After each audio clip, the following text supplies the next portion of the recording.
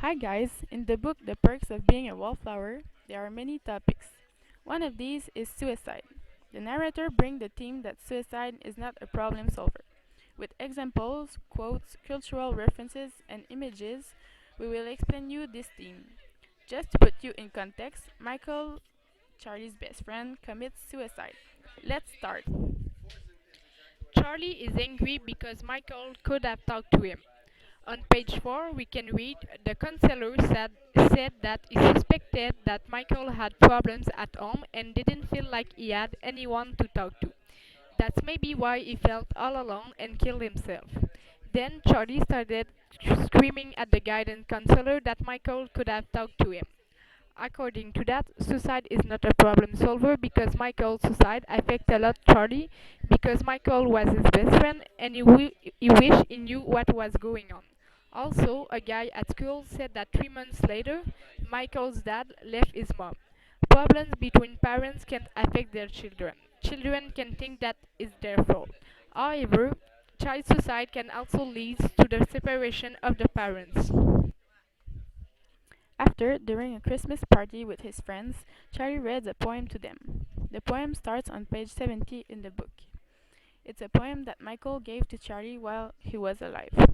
The poem is about suicide. The narrator says, when Charlie was done reading the poem, everyone was quiet. It was just something that made everyone look around at each other and know that they were there. Sam and Patrick looked at me, and I looked at them, and I think they knew. Not anything specific really, they just knew.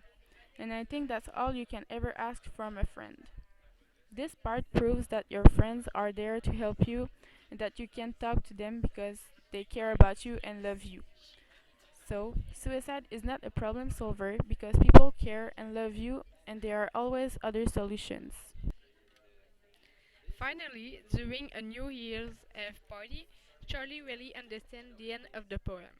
On page 96, we can read, but the thing is that I can hear Sam and Craig having sex, and for the first time of my life, I understand the end of that poem. And I never wanted to. You have to believe me.